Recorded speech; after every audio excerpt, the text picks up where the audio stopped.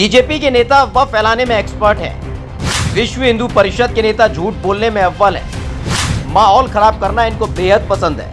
ये बात हम इसलिए कह रहे हैं क्योंकि बीजेपी के बड़े बड़े नेताओं से लेकर हिंदूवादी संगठन से जुड़े लोग सोशल मीडिया पर झूठ का व्यापार कर रहे हैं, वो भी डंके की चोट पर। कि हे सीते, अगर तुम्हें लगता है कि युद्ध मैंने तुम्हारे लड़ा है तो तुम्हारी गलतफहमी है। युद्ध तुम्हारे लिए नहीं लड़ा है, युद्ध अपने कुल के सम्मान के लिए लड़ा है। और रही तुम्हारी बात, जैसे कुत्ते द्वारा चाटे जाने के बाद घी भोजन योग्य नहीं रहता है, वैसे तुम अब मेरे योग्य नहीं हो। कुल मिलाकर 45 सेकंड के इस वीडियो से भगवा वाली इन मैडम ने तय कर लिया था कि मां साहब भगवान के बारे में, श्री राम के बारे में, माता सीता के बारे में उल्टा सीधा बोल रहे हैं। मैडम का परिचय बाद में देंगे, पहले आपको मां साहब के बारे में बताते हैं। ये है डॉक्टर विकास दिव्यकीर्ति।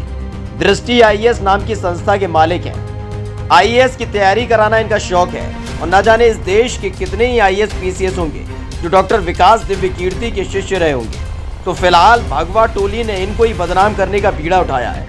तो 45 सेकंड के इस वीडियो के नाम पर अपने संस्कारों का प्रदर्शन किया है। वीएचपी की लीडर और समुदाय विशेष को कोसने में एक्सपर्ट साध्वी प्राची ने इसे अपने ट्विटर हैंडल से पोस्ट किया और सीधे सीधे मांग कर डाली दृष्टि आईएएस को बैन करिए।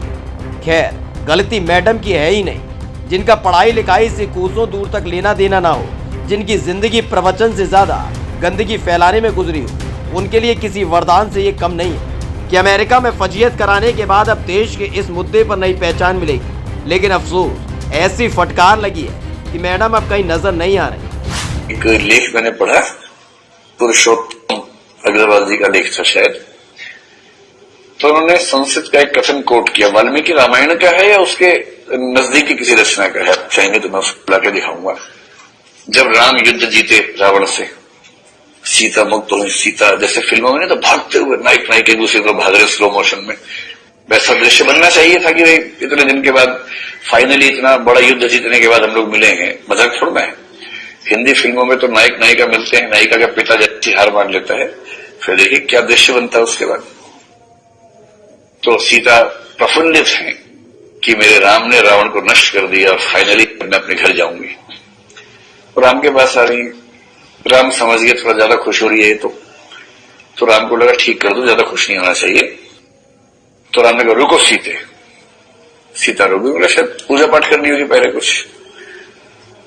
तो राम ने जो वाक्य बोला है ना, बड़ा खराब वाक्य बोला। मैं तो बोलते हुए मेरी जबान कट के गिर जाएगी, तो बोलना होगा, क्या करें। तो ऐसा वाक्य बोला है,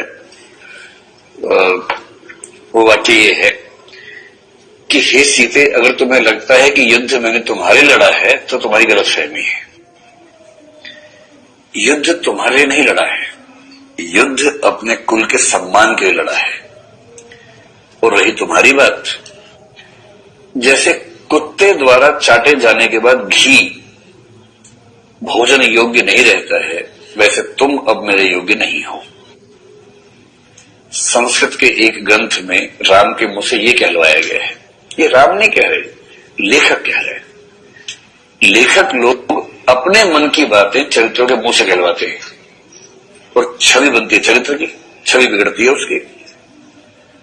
तुलसीदास जी एकदम चुपचाप गोल कर गए इस पूरे मामले को। उनको पता था कि ये सब नहीं चलेगा, फेमिनिज्म पैदा होने वाला 3-4 साल बाद, और उस समय की महिलाएं बैंड बजा देंगी। दरअसल शुरुआत में वो किसी लेख का जिक्र कर रहे हैं, साथ में लेख लिखने वाले का नाम भी बताते हैं, पुरुषोत्तम अग्रवाल। उसके बाद वो लेख में लिखे गए प्रसंग का जिक्र करते हैं। बात यहीं खत्म नहीं होती।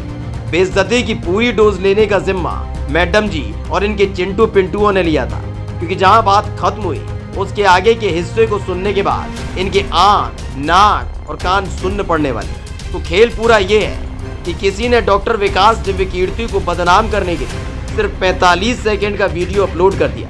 अब मैडम का क्या, इन दिनों खाली बैठी है और इनके चेले चपाटे भी तो लगे करने ट्वीट पर ट्वीट। लेकिन ये भूल गए जिनको बैन करने की मुहिम ये चला रहे थे, वो मुहिम उल्टा इनके ही गले पड़ गई है, क्योंकि ऐसी बातों को खुद साध्वी प्राची ने प्रमोट किया।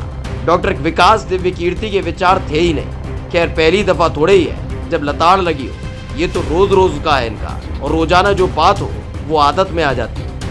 आपको इस पूरे मुद्दे पर क्या कहना है कमेंट करके जरूर बताएं और पेज को लाइक और सब्सक्राइब करना ना भूलें। स्पेशल डेस्क द घंटा।